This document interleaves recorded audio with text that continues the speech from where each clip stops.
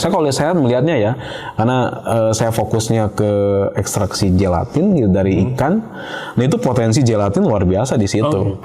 Gitu. Bahkan kolagennya cukup tinggi.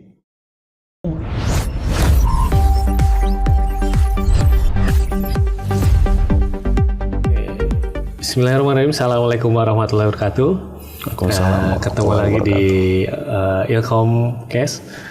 Dan hari ini ketemu dengan Pak Adnan, ya, dosen teknologi pangan di Universitas Muhammadiyah Bandung. Kita akan ngobrol tentang isu yang sekarang lagi ramai nih. Nah, apa tuh kira-kira yang lagi ramai? Yang ramai itu ikan sapu-sapu. Wah, ikan sapu-sapu ya. Kalau saya kan penggemar ikan mas, ikan nila, tiba-tiba ada ikan sapu-sapu. Dan ternyata ikan sapu-sapu itu sangat akrab dengan masyarakat kita ya. Kalau saya yang suka di akuarium tuh suka pembersih kaca katanya yang kecilnya. Kemudian masih kebayang dengan ketika mereka banyak di sungai-sungai kan jadi inovasi. Nah kemudian juga ada isunya tentang apa jadi makanan somai ya. Iya somai gitu, malah merusak lingkungan gitu ya. Terus memakan apa namanya? Ikan-ikan yang habitat asli di sungai. Mungkin telurnya lah segalanya mungkin dihabis. Tapi sebetulnya ikan sapu-sapu ini dari mana sih, Pak? Jadi ini kalau melihat yang tadi ya Pak Agung sampaikan bahwa si ikan sapu-sapu ini awalnya tuh ada di akuarium ya. Kalau kita melihat dulu waktu kecil juga saya melihat itu ada di akuarium. Jadi memang itu ikan asli dari Amerika Selatan. Jadi mereka terbawa ke sini itu karena perdagangan ikan hias sebetulnya. Itu. Gitu ya. Dia perdagangan ikan hias, nah terus kemudian dibudidaya atau masuk ke akuarium lah ya, untuk membersihkan kotoran, lumut dan segala sehingga permukaan atau air di dalam akuarium itu dibersih lagi. Nah, yang jadi masalahnya ketika dia besar kan sudah nggak mau lagi kan, dipelihara lagi, akhirnya lebih seram kan gitu, malah bisa jadi memangsa si ikan hias yang ada di akuarium tersebut. Akhirnya si ikan itu dibuanglah ke lingkungan. Nah itu yang menjadi penjajah waduk di seluruh Indonesia. Ya akibatnya dia ada di mana-mana tuh gitu ya. Ya kalau itu logis ya, makanya ini siapa yang membuang dari mana ya? Karena dulu itu satu yang bagus lah kalau di akuarium ya waktu kecil ya mungkin masih kecil kan, ukuran ya 10 cm lah ya, 10 cm kaca gitu ngebersihin katanya. Ya, tapi ketika sekarang ada sebenarnya yang saya tahu ya teman-teman itu ketika ikan sapu-sapu masif digalakan untuk dimusnahkan, itu kan ada beberapa influencer yang bergerak di situ. Khususnya mungkin yang paling populer lah yang di Ciliwung itu. Yang kemudian itu untuk dimusnahkan karena invasif. Sebenarnya seberapa terancamnya sih ikan yang lain oleh si ikan sapu-sapu ini? Jadi kalau ngelihat sisi gelap si ikan ini sih memang pertama memang dia merusak ekosistem di lingkungan tersebut ya. Ketika dia penetrasi ke lingkungan, dia akibatnya apa? Ya dia soalnya nggak ada predator yang berani tuh melawan dia. Dari kulit bajanya dia gitu ya. Nah, itu akhirnya ya dia punya kemampuan power untuk bisa jadi ya memangsa siapapun. Nah, yang jadi masalah itu adalah telur-telur si habitat ikan yang ada di lingkungan itu ya dia makan. Akibatnya ya ikan asli yaitu hilang semuanya. Nah, akhirnya yang berkembanglah koloninya mereka gitu ya.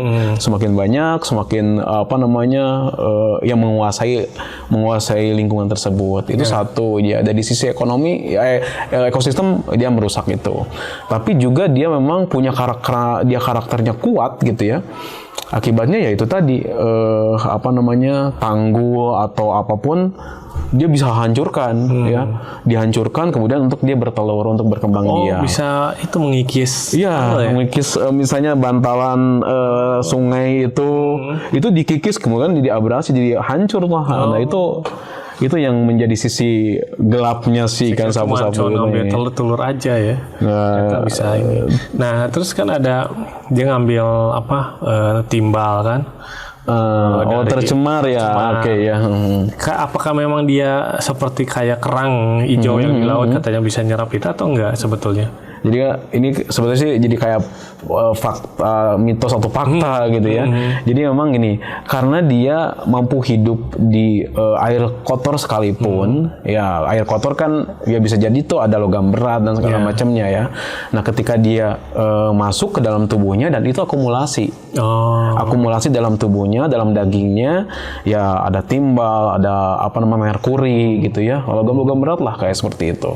Jadi itu memang jadi bener nggak sih sebetulnya gitu ya, dia tuh mengandung logam, mengakumulasi logam berat di dalamnya, ya itu tergantung. Itu harus dibuktikan dengan pengujian. Contoh misalnya kalau di Ciliwung ya, memang kan itu udah sumbernya dari mana-mana kan, bermuara di Ciliwung, di salah satu di Manggarai kalau di Jakarta ya. Nah itu kan memang air udah sangat tercemar di sana. Nah, berarti kalau dibudidayakan di kolam ikan khusus, itu bisa dimakan berarti? Dalam kondisi terkontrol mungkin bisa. Gitu. Sebetulnya kan kalau ikan itu ya ikan yang semuanya ikan sebetulnya kan dari ya sisi kehalalan kan halal ya, ikan bangkainya pun halal gitu ya. Nah, tapi ketika kita mampu membudidayakannya lebih baik, kita terkontrol apa namanya nutrisinya bahkan gitu ya, itu bisa punya potensi sebetulnya untuk dikonsumsi. Nah, kemudian ada opsi si ikan itu digiling lah untuk pakan ternak. Nah, itu si ternaknya akan tercemar nggak? Nah itu sebetulnya ya karena ini, jadi jangankan dikonsumsi oleh manusia sebetulnya. Dikonsumsi oleh ternak pun nggak boleh. Karena apa gitu ya? Ketika ini sifatnya si logam berat ya. Jadi kita logam berat itu masuk ke dalam tubuh, kemudian dia mau akumulasi.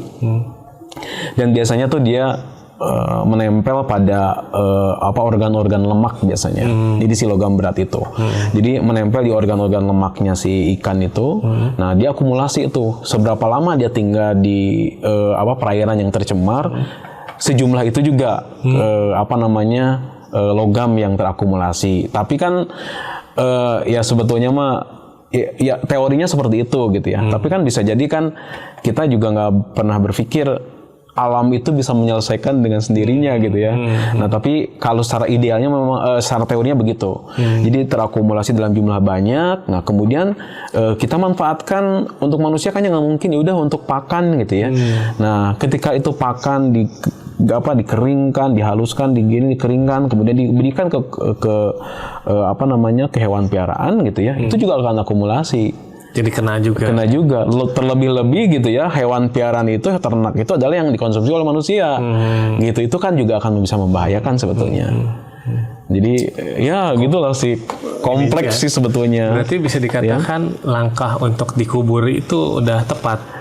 Ya kalau kita berbicara ihsan ya, bagaimana kehewanan kalau kan kita ada yang namanya berperi kemanusiaan, berperi kehewanan. Nah, kalau secara agama sih memang ya tidak sesuai syariat sebetulnya ya, langsung dikubur. Justru kita harus berbalik berpikir sebetulnya. Ketika Allah menciptakan ikan ini, terus kemudian masih berkembang biak secara pesat gitu ya. Nah justru ini tantangan sebetulnya. Bagaimana kita membersihkan dari lingkungan itu atau mengembalikan lingkungan lebih ke habitat semulanya atau ke habitat awalnya, akan tetapi ini bisa dimanfaatkan sebetulnya. Nah itu bisa untuk apa nih kira-kira solusi? Itu luar biasa sebenarnya kalau kita berbicara ikan ya. Ikan itu kandungan proteinnya cukup tinggi dan bahkan dari ikan pun gitu ya, kalau dari proksimatnya ikan tuh mengandung protein. Nah, protein itu memang bagus, sangat bagus sekali untuk pertumbuhan gitu ya, apalagi untuk anak-anak kecil, pertumbuhan anak kecil gitu ya. Nah, selain itu juga dia mengandung minyak yang bagus sebetulnya buat pertumbuhan otak, untuk kecerdasan gitu ya. Umumnya ikan tuh bisa mengandung omega 3, omega 6, omega 9 gitu. Nah, bisa jadi tuh punya potensi di dalam ikan sapu-sapu itu. Jadi makanya kalau saya ya agak miris ya ngelihat ya itu dibasmi, dibantai, tapi memang satu sisi lingkungan itu terselamatkan gitu ya. Tapi kan ini juga sebetulnya bisa potensi untuk bisa Kan dimanfaatkan. ada ketakutan dari logam beratnya itu. Oke, nah sebetulnya itu harus dikaji. Misalnya kemarin saya dapat informasi terkait pengujian ya. Jadi akhirnya ada penelitian yang suatu lembaga laboratorium uji, dia menguji 3 titik. Satu di ujungnya, di hulunya di Katulampa, kemudian di tengah di daerah Depok, lalu di Jakarta di Manggarai itu di Sungai Ciliwung itu. Kalau dilihat hasilnya, ternyata itu logam beratnya itu masih jauh dari standar membahayakan manusia. Masih jauh sekali sebetulnya. Gitu. Cuman memang ada peningkatan dari hulu, di tengah sampai di akhir itu memang terlihat. Karena kalau di ujung memang udah meningkat banget. Udah meningkat sekali logam beratnya. Tetapi masih jauh ya ternyata. Masih jauh. Dan kalau yang dilihat itu malah ininya kandungan E. coli. Nah, E. coli itu memang jauh lebih tinggi di air yang tercemar. 350 itu lebih jauh, lebih besar dari maksimal standar itu 3. Itu hampir 300 kali lipatnya itu memang itu mengalami peningkatan. E. coli-nya itu kan berarti bahaya dari mikroba yang ada di dalam situ, itu juga membahayakan sebetulnya. Gitu. Tapi dari sisi logam berat kayaknya tidak juga. Apalagi tapi aman kalau E. coli dikonsumsi manusia. Ya itu tuh harus ada treatment sebetulnya. Ya treatment bagaimana? Ya pengolahannya. Ya cara pengolahannya. Jadi mungkin kalau konsumsi langsung, misalnya sushi gitu. Nah itu berbahaya sekali ya. Kalau itu berbahaya sekali karena kan tidak ada proses untuk mematikan mikroba ya. Jangankan dengan makan langsung mentah, dengan kondisi masak pun ya mikroba kan ada yang kuat dari tahan panas gitu. Jadi memang ada treatment khusus kalau untuk misalnya ada logam berat atau ini memang harus dilakukan. Jadi tidak serta-merta langsung real food itu digoreng langsung kita konsumsi, agak-agak riskan. Berarti kayak seperti apa Pak kalau misalnya pengolahan yang aman? Oke, nah sebetulnya kalau kita melihat komposisi kandungannya ya kita ubah gitu ya, bukan jadi produk langsung konsumsi gitu ya. Itu harus dengan teknologi yang harus dikembangkan. Jadi kayak misalnya kita karena saya melihatnya ya, karena saya fokusnya ke ekstraksi gelatin gitu dari ikan. Nah itu potensi gelatin luar biasa di situ. Gitu. Bahkan kolagennya cukup tinggi. Dengan kulit yang tebal itu bisa kita perlakukan dengan teknologi sehingga benar-benar senyawa itu yang ada di dalamnya kita ekstrak dan kemudian kita produksi untuk bahan-bahan baku yang bernilai cukup tinggi gitu. Jadi kalau dibuang begitu saja kan sayang sebetulnya, punya potensi. Atau bisa jadi bahan kosmetik. Bisa jadi sama sekali. Iya. Jadi kolagen. Kalau untuk nah itu makanya memang harus ada pelakuan, ada teknologi. Jadi ketika kita melakukan pemisahan gitu ya, kemudian kita ekstrak, nanti ada pelakuan bagaimana menghilangkan logam beratnya. Kita uji dulu nih kira-kira produk intermediate-nya atau produk setengah jadinya itu kandungan logam beratnya tuh masih terbawa atau enggak gitu. Terus kemudian ya logam berat, kemudian mikroba patogennya itu masih ada nggak di situ. Kalau nggak ada kita treatment lagi, jadi dimurnikan lagi sehingga menjadi produk yang bernilai dan pemanfaatnya bisa untuk kosmetik, untuk industri farmasi, untuk produk makanan juga bisa kalau udah ada treatment ya, bukan langsung dari ikan utuhnya yang langsung kita konsumsi. Seperti itu sih.